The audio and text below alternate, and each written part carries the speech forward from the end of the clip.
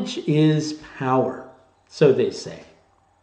And they also say it's not the information, it's what you do with it. And they say a lot of things, and just precisely where are they getting all this information from? And are they really powerful enough to give us knowledge that we can make something out of? Or are they perhaps treating us a little bit like mushrooms and, keeping us in the dark and throwing us a little bit of you-know-what every once in a while just to kind of keep us happy? So do you want to trust what they say, or do you want to trust what your own heart tells you? And if your own heart is telling you something about a piece of information that's recently been revealed to you, then what precisely should you do with that little piece of information? Should you do anything with that little piece of information after all? Because after all, they have told you it's not the information, it's what you do with it. And you don't know if you should really trust them when they tell you absolutely anything at all. And that is a piece of information that you're really beginning to feel that you can do something with. But guess what? You're wanting to do something with that little piece of information, and you've been told that knowledge is power, but suddenly you don't really feel like you have the power to do something with that piece of information.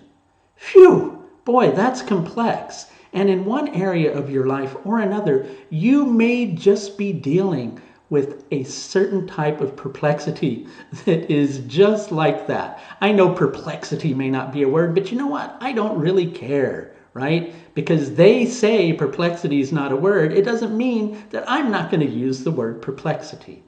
In other words, I'm going to be sovereign in that particular instance, and I'm going to take that power back myself because I found I have the power to do that. And guess what? You have the power to do something in a particular area of your life where perhaps you're feeling a little bit disempowered, because in some instances, knowledge really is power.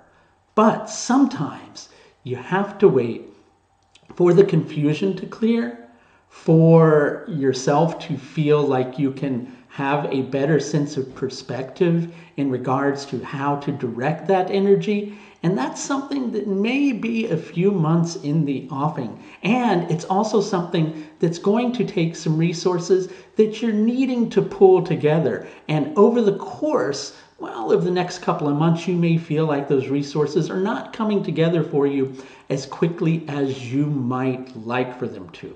Now, which area of your life might this be in particular? That's going to be different for each person.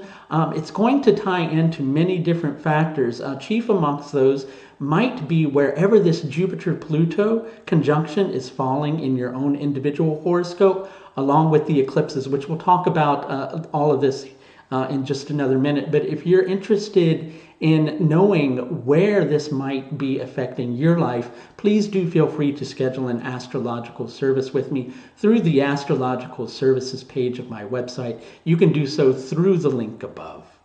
This particular Jupiter-Pluto conjunction is in Uttada Ashada Nakshatra. Now, earlier on this year, when Jupiter was moving forward, Jupiter also conjuncted Pluto in Uttada Ashada. But prior to that, the last time these two planets have conjuncted in Uttada Ashada were in the days that led up to the American Revolutionary War. So this is really life-changing and game-changing astrological energy. And it's something that's a rare opportunity. It may not feel like it's an opportunity to you right now. As a matter of fact, you likely feel weakened by something that has happened in your life. You don't feel that you have the capacity to do anything about it.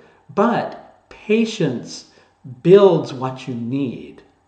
And sometimes you just have to sit through that moment in order to get to the next. And then that aha moment that you've had already is met with the resources that you need to actually do something about a particular situation.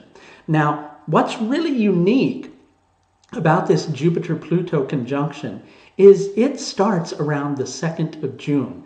That's just a few days before the lunar eclipse, which is taking place in Jyeshta Nakshatra. And it continues on through the solstice solar eclipse. That's right, you've heard right. We're having a solar eclipse on the solstice. I believe that's in Ardra Nakshatra. I'll have to check my notes, but I'll post it in the video up above for you at that particular point. And in addition to that, it's going to end just a few days after, 2 days after to be exact, the next lunar eclipse, which happens at the beginning of July. We have a very powerful month in store, right? Mixed in with all this, if you've seen my other recent video, which I'll link you to up above, I was talking about a piece of information that's going to be revealed during these eclipses. This energy is something that's going to, well, it may kind of aggravate to a certain level, but remember, knowing something is certainly better than not knowing something. Because when this information gets revealed to you, it's going to help you to recognize how something has existed as a status quo for too long that is no longer serving a purpose. And you're likely going to find that there's something that you've been investing a lot of trust and energy into that really wasn't worthy of your trust. And that can be any number of things. Like I've said, this is going to affect different people in different areas of your life. Something that's very big with these eclipses, in addition to the Jupiter-Pluto conjunction, is information and what you do with that information, and who you trust with information, and who you get your information from, and whether you trust those very same people to give you information. This is an empowering event, but Pluto has this funny way of empowering us by first making us feel, well, to a certain extent, a little bit like, not empowered. It sometimes empowers us by taking us into our vulnerabilities. It helps us to recognize where the weak areas are. Now, Jupiter's retrograde when it's creating this conjunction. So it's going back over old ground, most especially old ground that took place between late March all the way through to late April, whatever was going on in your life at that particular moment in time. And I know we're all thinking about a specific event that's going on in our lives at that particular moment in time. All of that is up for review. Uttada Ashada has a funny way of opening your eyes, right? But mixed in with this energy is a tendency to feel like this is too much. This is too much, and this is something I don't feel like I can proceed with. I don't feel like I have the power to deal with this.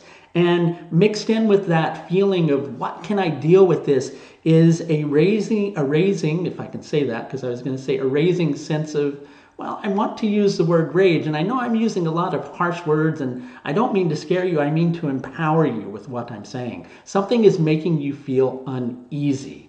Something makes you feel uneasy, but you know you have to do something about that level of uneasiness. You have an idea of something that you want to create based upon the information that you found out. You feel reluctant to take those steps to create that very same energy. Now, during this particular conjunction of Jupiter and Pluto, there's going to be angles formed by Mercury and the Sun as they are transiting through first Ardra Nakshatra and then transiting through Punarvasu Nakshatra. Mercury will go through Punarvasu Nakshatra and retrograde back through Punarvasu and Ardra Nakshatra. It's going to make you take a good, hard look at something. It will make you try to understand where you might have been deluded. It will help you to pay attention so that you don't let yourself get deluded at that particular point. But as this energy is transiting through Punarvasu Nakshatra, there's a level of direction that you're trying to come to. It's hard to find that level of direction. What you need to do is to give things time. Let things gather momentum. We're in for a very interesting year, and a year that stands to change a lot of things. A lot of things that, we have placed a great trust and authority in. And for a lot of people, that can be something that's very disconcerting to try to understand and pay attention to. but it's something that's very necessary. And rather than try to run in the other direction from it, why not greet it with open arms? If you could use a little bit of help understanding more about what this Jupiter-Pluto conjunction means in relation to your own personal horoscope, in addition to trying to navigate the eclipses that are approaching in June, I can help you with that if you wish to schedule an astrological service with me. That can be done through the astrological services page of my website, which you will find linked above. That's going to do it for this look at the Jupiter-Pluto conjunction in Uttada Ashada Nakshatra. This conjunction is going to be at its most powerful on the dates that I'm giving you next, which are between the 2nd of June all the way through to the 6th of July 2020. And we will have another hit of this conjunction later on in the year. And the conjunction will continue. It's just at one of its tightest areas during that particular period of time. That's going to do it for this time, folks. Until next time, please do take the very best care of yourself. Bye now.